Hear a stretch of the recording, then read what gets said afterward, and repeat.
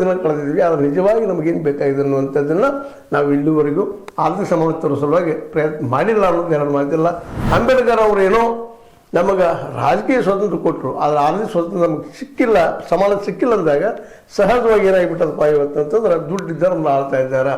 ಎಲ್ಲ ನೋಡಿರಿ, ಇವತ್ತು 543 ಮಂದಿ ರಾಷ್ಟ್ರ ಮಟ್ಟದಲ್ಲಿ, ರಾಜ್ಯ ಮಟ್ಟದಲ್ಲಿ 224 ಜನ, ಇವರೆಲ್ಲರೂ ಕೋಟ್ಯಾಧೀಶರು. ಇವರಲ್ಲಿ ಯಾರಾದರೂ ಒಬ್ಬ ಭಿಕ್ಷಾಧೀಶ ಈ ಇಲೆಕ್ಷನ್ ನಿಂತು ಗೆದ್ದು ಬರಲಿಕ್ಕೆ ಸಾಧ್ಯ ಇದನ, MLA ಆಗಲಿಕ್ಕೆ ಸಾಧ್ಯ ಇದನ, MP ಆಗಲಿಕ್ಕೆ ಸಾಧ್ಯ ಇದನ, ಒಬ್ಬ ಅತ್ಯಂತ ಗುಣವಂತ ಇಲ್ಲಿ MLA ಆಗಲಿಕ್ಕೆ ಸಾಧ್ಯ ಇದನ, ಅದೇ ಕಾಲಕ್ಕೆ MP ಆಗಲಿಕ್ಕೆ ಸಾಧ್ಯ ಇದನ, ದುಡ್ಡಿಲ್ಲದಂಥವ. ಅಸಾಧ್ಯದ ಮಾತು, ಕನಸಲ್ಲಿ ಕಾಣುವಂಗಿಲ್ಲ ಆ ವಿಷಯದಲ್ಲ. ಇಂಥ ಪರಿಸ್ಥಿತಿಯೊಳಗೆ ಶಿಕ್ಷಣ ಸ್ಥಿತಿ ಇವತ್ತು ನಾವು ಖಾಸಗೀಕರಣ ಮಾಡ್ಕೊಂಡು ಬಿಟ್ಬಿಟ್ಟಿವಿ. ಕೇವಲ ದುಡ್ಡಿದ್ದಂಥವ್ರು ಮಾತ್ರ ಒಳ್ಳೆಯ ಶಿಕ್ಷಣ ಪಡೀಲಿಕ್ಕೆ ಸಾಧ್ಯದ, ದುಡ್ಡಿಲ್ಲದ ಮಕ್ಕಳು ಸುಮ್ಮನೆ ಅಲ್ಲೊಂದು ಇಲ್ಲೋದು ಎಕ್ಸಾಂಪಲ್ಸ್ ಕೊಟ್ಟು ಹೇಳೋದಲ್ಲ. ಇಡೀ ಎಲ್ಲ ಸಮುದಾಯಕ್ಕೆ ಸಿಗುವಂಥದ್ದು ಆಗಿಲ್ಲ. ಅದಂತೆ ಆರೋಗ್ಯ ಸಹಿತ ನಮಗೆಲ್ಲರಿಗೂ ಕೊಡಲಿಕ್ಕೆ ಆಗಿಲ್ಲ. ಆರೋಗ್ಯ ಕೇವಲ ಈ 10% ಜನರಿಗೆ ಮಾತ್ರ ಆಗ್ಯದ, ಉಳಿದ 90% ಜನ ಇವತ್ತು ಒಂದು ಗುಳಿಗೆಯಾಗಿ ಒಂದು ಇಂಜೆಕ್ಷನ್ ಒದ್ದಾಡುವಂಥ ಪ್ರಸಂಗ ಬಂದದ. ಇದಕ್ಕೆಲ್ಲ ಪರಿಹಾರ ಹುಡುಕುವಂಥ ತಾಳ್ಮೆ, ಸಂಯಮ, ಚಿಂತನೆ ಇಲ್ಲಿವರೆಗೆ ನಡೆದೇ ಇಲ್ಲ ಅಂದರೂ ಅಡ್ಡಿ ಇಲ್ಲ. ಅದಕ್ಕಾಗಿ ಇವತ್ತು ನಾವು ಈ ವ್ಯವಸ್ಥೆಯನ್ನು ಬದಲು ಮಾಡೋ ವಿಷಯ ಇಲ್ಲ. ನಾವು ಭ್ರಷ್ಟಾಚಾರ, ಕರಪ್ಷನ್ ಅಗೇನ್ಸ್ಟ್ ಇಂಡಿಯಾ ಏನೇನೆಲ್ಲ ಮಾಡಿದ್ವಿ, ಹೋರಾಟ ಮಾಡಿದ್ವಿ.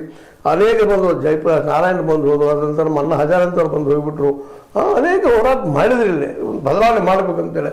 ಮತ್ತು ಇತ್ತೀಚೆಗೆ ಆರ್ಥಿಕವಾಗಿ ಒಂದು ಬದಲಾವಣೆ ಮಾಡೋಣ ಅಂತೇಳಿ ನೆಹರು ಮಾಡಿದ ತಪ್ಪ ಏನಬೋದು, ಮಿಕ್ಸ್ಡ್ ಎಕಾನಮಿ, ಮಿಶ್ರ ಅರ್ಥನಿ ತಪ್ಪು ಅಂತೇಳಿ ನಾವು ಈ 90ರ ದಶಕದಲ್ಲಿ ಮನಮೋಹನ್ ಸಿಂಗರ ಈ ಓಪನ್ ಮಾರ್ಕೆಟ್ ತಂದಿದ್ವಿ. ಇವತ್ತು 2 ಅರ್ಥಗಳು ಫೇಲ್ಯೂರ್ ಆಗಿದ್ದಾವೆ. 2 ಇಲ್ಲಿ ಬಡತನ ಹೋಗಿಲ್ಲ. ಸುಮ್ಮನೆ ನಾವು ಹೇಳ್ಕೊಳ್ತೀವಿ, ಈಗ ಅಪಪ್ರಚಾರ ಮಾಡ್ಕೊಳ್ತೀವಿ. ನಾವು ಪ್ರಚಾರ ಮಾಡ್ತಾ ಅಪಪ್ರಚಾರ, ಇವಾಗ ಬಡತನ ಹೋಯ್ತು, ಮತ್ತೇನು ಹೋಯ್ತು, ಎಲ್ಲ ಸ್ವಚ್ಛ ಆಗ್ಯದ, ಬೆಸ್ಟ್ ಆಗ್ಯದ. 100 ಸ್ಮಾರ್ಟ್ ಸಿಟಿ ಅಂತೀವಿ, ಏನೇನೋ ಮಾಡಿದ್ವಿ, ಘೋಷಣೆ ಮಾಡಿದ್ವಿ, ಸ್ವಚ್ಛ ಗಂಗಾ ಅಂತ ಹೇಳಿದ್ವಿ, ಯಾವುದೂ ಆಗಲಿಲ್ಲ. ಇದಕ್ಕೆ ಮುಖ್ಯ ಕಾರಣ ಏನಪ್ಪ ಅಂದ್ರೆ ದುಡ್ಡು ಎಲ್ಲರ ಕೈಲಿ ತಿರುಗ್ತಾ ಇಲ್ಲ ಅನ್ನುವಂಥದ್ದು.